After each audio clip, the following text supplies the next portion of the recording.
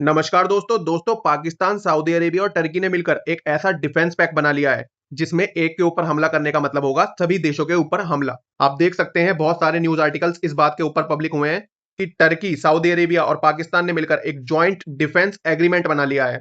अब इस defence pact में क्या क्या शामिल है, एयर, वाटर और लैंड डिफेंस, और क्या अगर कल को पाकिस्तान के साथ इंडिया की जंग हो जाती है तो सऊदी अरेबिया और टर्की पाकिस्तान के साथ मिलकर इंडिया के ऊपर हमला करेंगे। ये सभी बातें आज की हम इस वीडियो में कवर करने वाले हैं। मैं हूं यशराज और आपका स्वागत है डेली अफेयर्स में। चलिए शुरू करते हैं। दोस्तों, दरअसल हुआ यह है कि इन तीनों देशों ने मिलकर एक साथ में एक डिफेंस एग्रीमेंट किया गया है जिसमें अगर एक भी कंट्री के ऊपर हमला होता है तो वो तीनों कंट्री के ऊपर एक साथ हमला माना जाएगा, और जिस वजह से अगर उस कंट्री के ऊपर हमला होता है तो बाकी दो कंट्रीज को भी उनके साथ वॉर में शामिल होना पड़ेगा और जिस कंट्री के ऊपर हमला हुआ है उसकी हेल्प करनी पड़ेगी। सबसे बड़ी बात यह है कि ये केवल मिलिट्री स्ट्रेटेजिक ग्रुप नहीं बल्कि एक जियोपॉलिटिकल स्टोरी है जिसमें एक तरफ साउथ एशिया से पाकिस्तान आ जाता है, दूसरी तरफ मिडिल ईस्ट से सऊदी अरेबिया और तीसरी तरफ मेडिटेरियन सी से टर्की आ जाता है। ये तीन कंट्री केवल कंट्री नहीं बल्कि तीन रीजन को रिप्रेजेंट कर रही हैं और इसी वजह से ये चीज इतनी ज्यादा इंपॉर्टेंट हो जाती है क्योंकि ये तीनों रीजन बहुत ज्यादा स्ट्रेटेजिकली इंपॉर्टेंट है। और सबसे ज्यादा इंपॉर्टेंट होने वाला है मिडिल ईस्ट, क्योंकि फिलहाल इजराइल और ईरान की वजह से यहाँ पर बहुत ज्यादा जंग का माहौल बना हुआ है,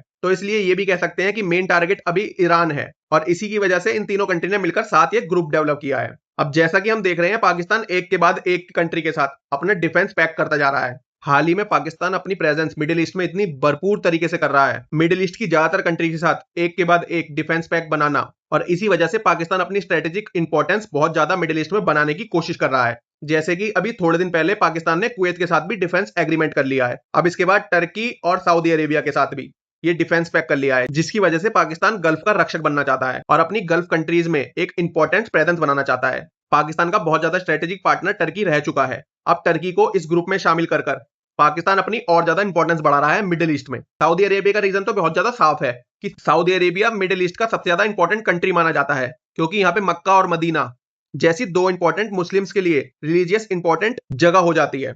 और इस ईरान और इसराइल की वॉर की वजह से सबसे ज्यादा दिक्कतों का सामना भी सऊदी अरेबिया को करना पड़ रहा है, और साथ ही साथ इस वॉर में यूएसए अपने धीरे धीरे हाथ साइडलाइन कर रहा है, जिसकी वजह से सऊदी अरेबिया को समझ आ गया यूएसए पर डिपेंड रहना बहुत ज्यादा सही नहीं हो सकता। इसीलिए सऊदी अरेबिया और कंट्रीज के साथ मिलकर एक ग्रुप बना रहा है जिसका मेन मकसद है कि सऊदी अरेबिया अपनी मिडिल ईस्ट में पहचान बनाना चाहता है और इन सभी मिडिल ईस्ट कंट्री में उभर कर सामने आना चाहता है। अब आप सोच रहे होंगे कि टर्की का इसमें क्या फायदा है, क्योंकि पाकिस्तान को तो मिडिल ईस्ट में अपनी प्रेजेंस बनानी है और इकोनॉमिक फायदा चाहिए। सऊदी अरेबिया मिडिल ईस्ट कंट्रियों का रक्षक बन के पहले से ही बैठा है, बट टर्की को इसमें क्या फायदा है। दोस्तों, पाकिस्तान और सऊदी अरेबिया के लिए जैसे रीजनल इन्फ्लुएंस का गेम है, सेम ऐसे ही टर्की अपनी रीजनल इन्फ्लुएंस बढ़ाना चाहता है और इसी वजह से टर्की अपने डिफेंस इक्विपमेंट्स प्रोवाइड करने वाला है, जिसमें से उसकी डिफेंस टेक्नोलॉजी, ड्रोन्स, मिसाइल्स और डिफेंस इंडस्ट्रीज को एक्सपेंड करने के लिए इन दोनों कंट्रीज में इन्वॉल्व हो रहा है, जो कि हमने ऑपरेशन सिंदूर में भी देखा था जिसमें पाकिस्तान ने बहुत ज्यादा टर्किश ड्रोन को यूज किया था, और साथ ही साथ टर्की के बहुत सारे डिफेंस इक्विपमेंट का भी। अब इन्हीं सब चीजों के दम पर टर्की अपने डिफेंस एग्रीमेंट को और ज्यादा स्ट्रॉन्ग बनाना चाहता है और अपने डिफेंस इक्विपमेंट्स को इन कंट्रीज में सेल आउट करना चाहता है। तो दोस्तों, ये कुल मिलाकर डिफेंस एग्रीमेंट नहीं, एक केवल पावर और इन्फ्लुएंस का सारा गेम है जिसमें तीनों कंट्री मिलकर रीजनल इन्फ्लुएंस बनाना चाहती हैं अपने अपने रीजन्स में,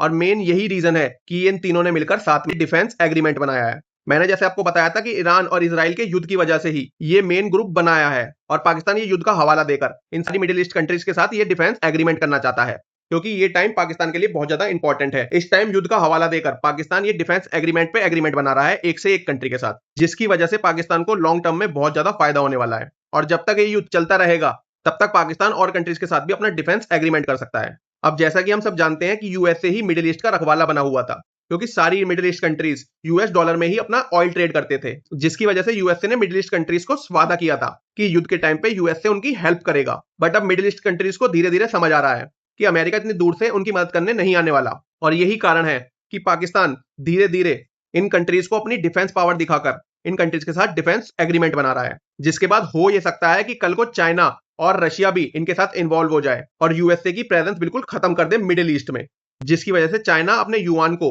मिडिल ईस्ट कंट्रीज में प्रेजेंट कर सकता है उनके ट्रेड करने के लिए, जिसकी वजह से चाइना को भी बहुत ज्यादा इकोनॉमिक फायदा हो सकता है, क्योंकि पाकिस्तान के ऊपर चाइना का बहुत ज्यादा इन्फ्लुएंस है। अगर Pakistan in middle east countries के साथ अपना इन्फ्लुएंस बढ़ा लेता है तो चाइना का influence automatic in middle east countries पे हो जाएगा। दोस्तों, इंडिया भी इस सिचुएशन को बहुत ज्यादा ध्यान से मॉनिटर कर रहा है, क्योंकि इंडिया के strong relationship Saudi Arabia, UAE, Israel और यूएसए इन सभी देशों से है, और इंडिया बैलेंस रिलेशनशिप की रणनीति अपनाता है, जिसकी वजह से पाकिस्तान और टर्की के साथ तो इंडिया का रिलेशनशिप खराब है, बट इन सभी कंट्री के साथ इंडिया के रिलेशनशिप बहुत ज्यादा अच्छे हैं। तो अभी फिलहाल तो इस पैक की वजह से इंडिया को कोई प्रॉब्लम नहीं होने वाली। पाकिस्तान और इंडिया के बॉर्डर की टेंशन बहुत ज्यादा टाइम से है और टर्की पाकिस्तान को बहुत ज्यादा डिफेंस इक्विपमेंट्स भी देता है। बट क्या सऊदी अरेबिया भी पाकिस्तान की वॉर में हेल्प करने वाला है? दोस्तों, इस चीज के होने के बहुत ज्यादा कम चांस है, क्योंकि सऊदी अरेबिया के इंडिया के साथ भी रिलेशनशिप बहुत ज्यादा स्ट्रांग है, जिसको वो खराब नहीं करना चाहता, क्योंकि इकोनॉमिकली सऊदी अरेबिया से बहुत सारा तेल इंडिया खरीदता है। साथ ही साथ सऊदी अरेबिया भी इंडिया के साथ काफी सारा ट्रेड करता है।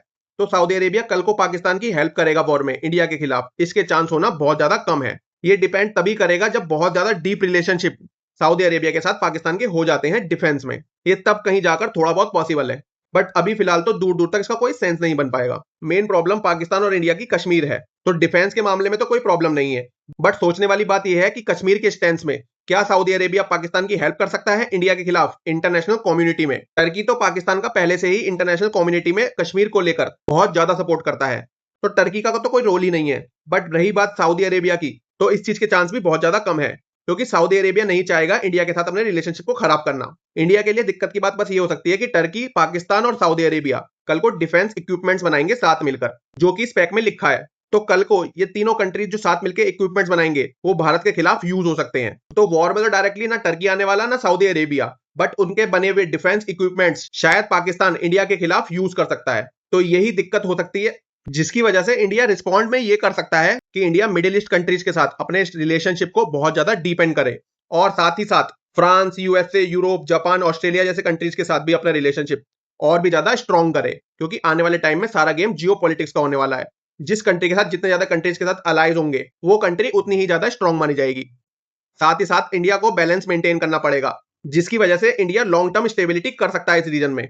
अदरवाइज अभी के लिए तो कोई प्रॉब्लम नहीं है, बट आने वाले टाइम में इंडिया के लिए ये बहुत ज्यादा प्रॉब्लम हो सकती है अगर इंडिया इसके ऊपर जल्द से जल्द कोई एक्शन नहीं लेता और गल्फ कंट्रीज के साथ अपने रिलेशनशिप और भी ज्यादा स्ट्रॉन्ग नहीं करता। इसी वजह से अभी तो फिलहाल इंडिया के ऊपर ये कोई थ्रेट नहीं, बट सारा गेम जियोपॉलिटिक्स और रीजनल इन्फ्लुएंस का है। इसी वजह से इंडिया को अपना रीजनल इन्फ्लुएंस बढ़ाने के लिए मिडिल ईस्ट में अपनी प्रेजेंस ज्यादा से ज्यादा बढ़ानी पड़ेगी और पाकिस्तान की तरह ही अपने नए नए पार्टनर बनाने पड़ेंगे। तो आई होप दोस्तों आपको ये टॉपिक अच्छे से समझ आ गया होगा, और आपको भी केवल न्यूज को सुनना नहीं बल्कि उसके पीछे का बैकग्राउंड समझना पसंद है, तो मेरे चैनल को सब्सक्राइब करके बेल आइकन जरूर दबाएं। मिलते हैं फिर कल किसी नए टॉपिक में। Goodbye for now.